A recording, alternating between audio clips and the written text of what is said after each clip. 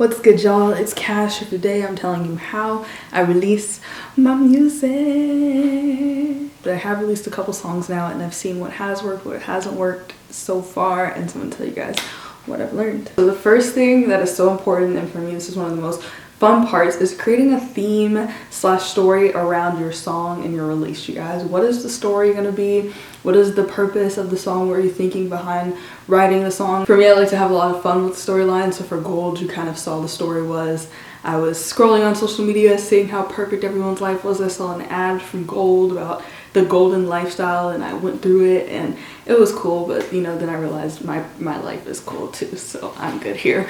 But basically kind of listen to your song and feel like create a story and a theme, and I think that's the funnest part because that's when you can create like a color palette. So with Gold, it was obvious. I knew it was going to be gold. With Dangerous, it was kind of like, I liked the cool blue tones, some of the like cool purple tones, black, because it was coming out around Halloween time. So with this theme, kind of choose like, what is your font going to be? What is the style going to be? For me, I was thinking fantasy, royalty. I'm obviously in my Game of Thrones era.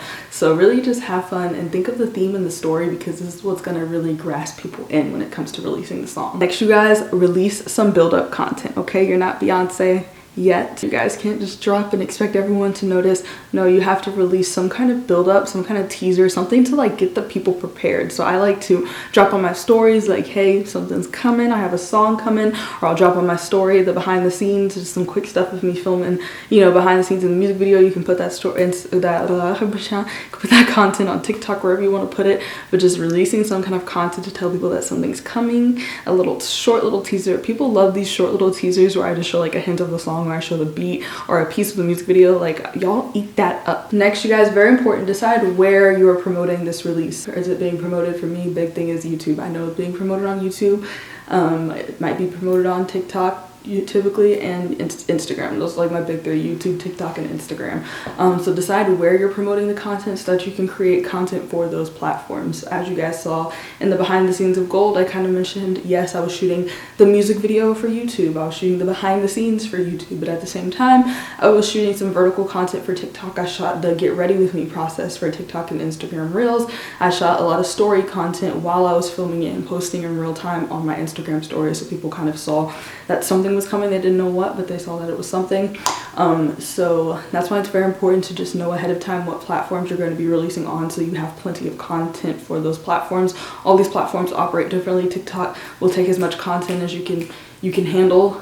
I hear Instagram will take as much content as you can handle too. I don't see the return on that investment, so Instagram, I typically try to keep it subtle and then maybe go with a dump at the end of the release. Like, I just dump all the footage as a photo dump. Next, you guys, interact with your audience, okay? One of the things I did, and it wasn't even planned, I just randomly decided during the premiere of the Gold video, yes, I was interacting with people in the live chat of the premiere, but I also posed a question as the top pin of the video, just asking people, hey, what was your favorite scene? And people commented and interacted, and I got to have a conversation with people about what their favorite scene was. People even posed great ideas that I can use in future videos that hopefully they will watch and they'll be like, oh my gosh, you actually use my idea. Yeah. Interact with the audience, make them feel like they're also a part of the storyline, make them, you know, that they are part of the storyline. This is for y'all. This music is for y'all. That's why I'm releasing it out into the world, to hopefully make y'all feel better. So with that being said, you guys, interact, have fun. This is your release. All the work is hopefully done by this point, unless you're like me and you're still editing while you're releasing. But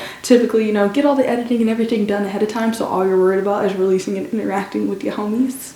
Evaluate, you guys, what went well and what did not go well. So this is a lot of this video. I'm talking a lot about Gold because my song Gold just came out. So I'm looking at which TikToks performed well, which Instagram Reels performed well, what did well, what didn't do so well that I maybe don't need to do next time. When I released Heist, for example, I did a video kind of explaining the lyrics and the purpose behind the song Heist.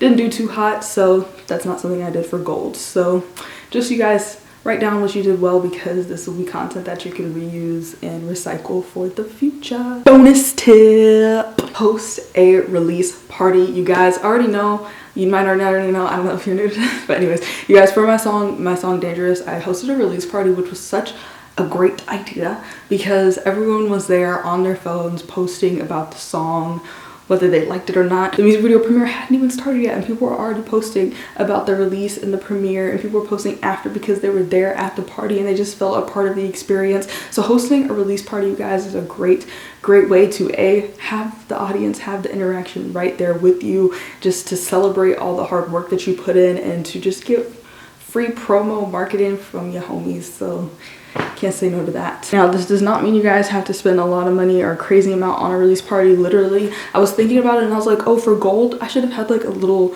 girl gang get together. Like I should have just invited a couple friends into my apartment, just had like gold accessories, gold photo booth, just something to just kind of celebrate the release and not even make it that big of a deal. So for the next release that I'm working on, you guys, I'm definitely just gonna do that. Just plan a little celebration for yourself, and even if it's not for marketing purposes, just to celebrate the achievement that you've done. And a lot of times you don't see it yourself, but your friends will let you know like, hey, you're doing things, congratulations. So that's just another option there, and it's just nice to be around people when you're doing something like this, like a music release. Is so nerve-wracking. Is it just me? Or yeah. So that, you guys, is how I release my music. As I said, I'm still releasing more music. Got a song this month.